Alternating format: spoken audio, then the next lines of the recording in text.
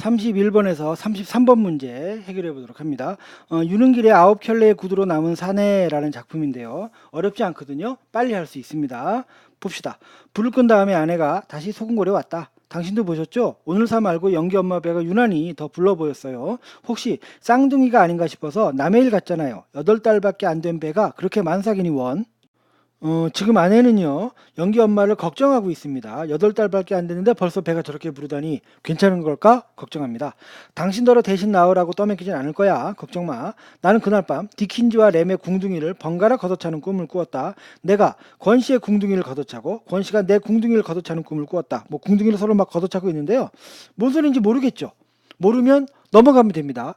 물론 이 작품을 처음부터 쭉 읽어왔다면 이건 무슨 의미인지 파악 가능합니다. 그렇지만 우리는 처음부터 읽은 게 아니고요. 여기 지금 첫 번째 줄이 뭐였습니까? 뭐 불을 끈 다음에 어쩌고 저쩌고 여기부터 읽었잖아요. 그러니까 여기서만 가지고서는 이 내용이 무엇인지 알 수가 없거든요. 그러면 그냥 모르는 채로 넘어가면 됩니다. 문제 안 나옵니다. 선생님, 밑줄 친 기억 여기 있지 않습니까? 뭔가 문제가 나온 거 아닙니까? 나왔죠. 하지만 이건 모른다 그래서 이거 풀지 못하지 않습니다. 풀지 못하지 않습니다.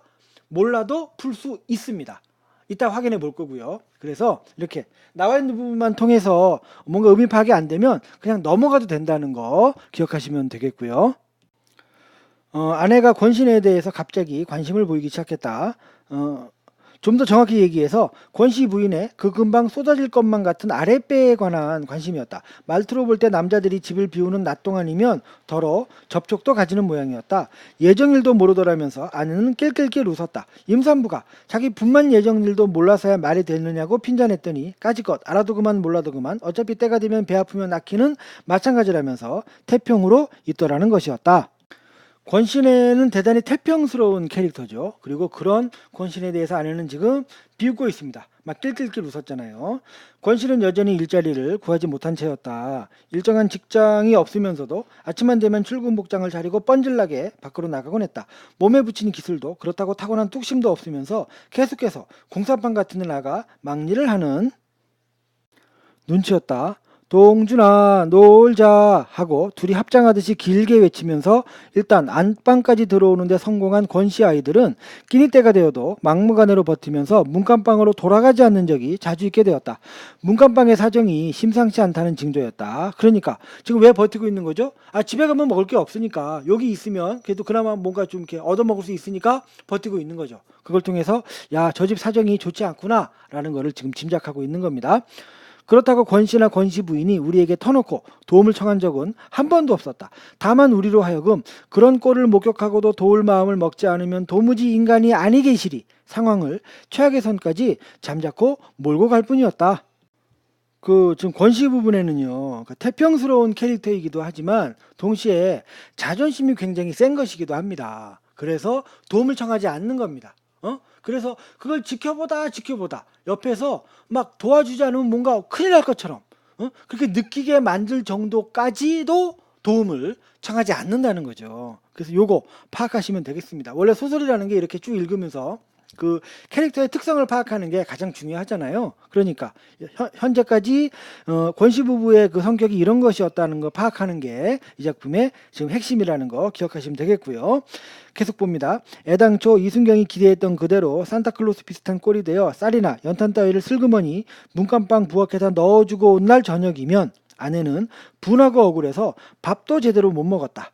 인부나 철부지 애들을 생각한다면 그까짓 알량한 선신쯤 아무렇지도 않다는 주장이었다. 하지만 제게 딸린 처자식조차 변변히 건사 못하는 한 얼간이 사내한테까지 자기 선심의 일부나마 미칠 일을 생각하면 괘씸해서 잠이 안 올 지경이라고 생병을 앓았다.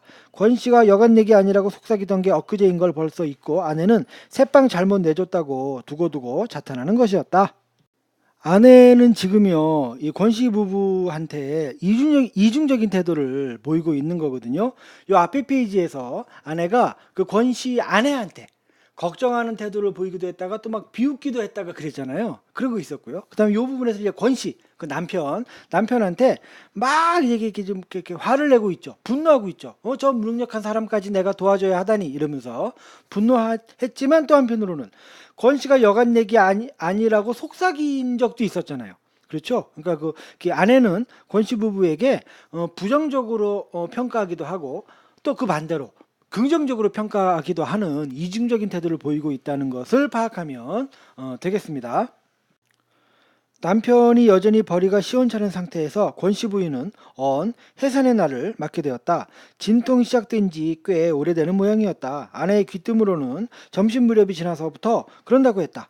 학교에서 돌아와 저녁을 먹다가 나는 문간방에서 울리는 괴상한 소리를 들었다. 처음에는 되게 몸살을 하듯이 끙끙 앓는 소리로 시작되었다. 그러다가 느닷없이 몸의 어딘가에 깊숙이 칼이라도 받는 양 한 차례 처절하게 부르짖고는 이내 도로 잠잠해지곤 하면서 이러길 몇 번이고 되풀이하는 것이었다. 나로서는 그것이 방을 세뇌준 이후로 처음 듣는 권 씨 부인의 목소리였다. 그러니까 이 권 씨 부인이 평상시에는 그렇게 뭐 말을 많이 하고 그런 캐릭터가 아니라는 거 알 수 있죠. 당신이 한번 권 씨를 설득해 보세요. 제가 서너 번 얘기를 했는데도 무슨 남자가 실실 웃기만 하면서 그저 염려 없다고만 그러네요. 병원 얘기였다. 그러니까 뭡니까? 병원 좀 가라고 그 남편을 좀 설득해 봐라 이렇게 말하고 있는 거예요. 권 씨가 거절하는 게 아니고 돈이 거절하는 거겠지. 그러니까 지금 그 권 씨네가 병원을 못 가는 게 안 가는 게 아니고 못 가는 거다. 돈 때문에. 지금 그런 얘기 하고 있는 거죠. 돈이 없어서 못 간다. 아내는 진즉부터 해산 준비가 전혀 되어 있지 않음을 덜어는 흉보고 또 덜어는 우려해 왔었다. 남산만이나 한 배를 갖고서 요즘 세상에 그래 엘 집에서 그것도 산모 혼자 팀으로 낳겠다니 아무래도 꼭 무슨 일이 터질 것만 같아요. 다리 다 차도록 기저귀감 하나 장만 않는 옆에나 조산원 하나 부를 돈도 마련이 없는 사내나 조산원 산파라고도 하는데요. 이렇게 그 출산을 도와주던 사람을 조산원이라고 불렀고요. 옛날에는 이런 사람들이 이렇게 이제 그 출산을 도와주고 했었습니다. 그러니까 오늘날에 이제 산부인과 의사가 하던 역할을 이렇게 했던 사람이다. 이렇게 보시면 되겠어요. 어쩜 그리 짝짝꿍인지 지금 이렇게 두 명을 싸잡아서 지금 비판하고 있죠, 아내가. 서둘러 식사를 끝내고 나서 나는 권 씨를 마당으로 불러냈다. 듣던 대로 권 씨는 대뜸 아무 염려 말라면서 실실 웃었다. 마치 공경에 빠진 나를 극진히 위로해주는 투였다. 이게 정말 위로해주는 건 아니죠. 그게 아니라 아유 걱정 마세요. 괜찮습니다. 이제 이러고 있는 거죠. 그러니까 이런 것도 이 사람들이 가난하지만 되게 자존심이 세구나라는 거를 파악하는 소재로 삼을 수 있어야 된다는 겁니다. 둘째 때도 마누라 혼자서 거뜬히 해치웠거든요. 우리가 염려하는 건 권 선생네가 아니라 바로 우리를 위해서요. 물론 그럴 리야 없겠지만 만의 일이라도 일이 잘못될 경우 난 권 선생을 원망하겠소. 지금 내가 하는 염려는 이기적인 염려죠. 그러니까 정말 그 권신혜가 걱정돼서 얘기하는 것보다는 그들이 잘못됐을 때 나에게 피해가 올 것을 걱정해서 하는 염려인 거죠. 작자가 정도 이상으로 느물거린다 싶어 나는 앵간히 모진 소리를 남기고는 방으로 들어와 버렸다. 예, 여기까지가 이제 지문이고요. 뭐 특별히 정리할 게 없을 정도로 뭐 간단합니다. 그냥 그러니까 권씨 부부의 그 가난한 모습과 그럼에도 불구하고 자존심이 강한 모습, 그 다음에 나와 내 아내의 어떤 뭐라 그래야 됩니까? 좀 이기적인 모습 이런 게 이렇게 나타나 있다. 그 정도 정리하시면 되겠습니다. 문제 풀어볼게요. 31번. 윗글에 대한 이해로 가장 적절한 거 맞는 거 골라라 그런 얘기죠. 1번. 아내는 권씨네에게 선심을 베푸는 것을 비판하는 나로 인해 생명을 앓는 게 아니고요. 권씨 때문에 그런 거죠. 권씨 같이 저 무능력한 그 가장한테까지 내가 도움을 줘야 되나? 그 때문에 생명을 앓고 막 이제 억울해하고 분노했던 거죠. 2번. 아내는 권씨 내의 경제적 상황을 해결하고 있다는 이유로 여간 내기가 아니라고 간주한다. 권씨가 여간 내기가 아니라는 말이 나오긴 하지만 그게 이거 경제적 상황 해결 우리 그 근거는 아니었거든요. 그래서 요게 틀려서 틀린 게 됩니다. 3번. 아내는 권씨 부인의 진통이 시작된 것을 나를 통해 알게 되는 게 아니죠. 내가 아내를 통해서 알게 되죠. 근데 이거 진짜 쉽지 않습니까? 뭐 다시 이렇게 이 말이 맞는 말인가 틀린 말인가 확인하기 위해서 본문을 다시 볼 필요도 없이 바로바로 답을 골라낼 수 있는 문제들입니다. 4번. 아내의 불안감과 우려는 나로 하여금 권씨를 불러내게 하는 계기가 된다. 그렇죠? 이게 정답이 되고요. 마지막 5번 선지. 나를 위로하는 권씨의 행동은 권씨에 대한 아내의 원망을 누그러뜨린다. 뭐 무슨 말도 안 되는 뭐 헛소리입니다. 틀렸어요. 4번이 정답.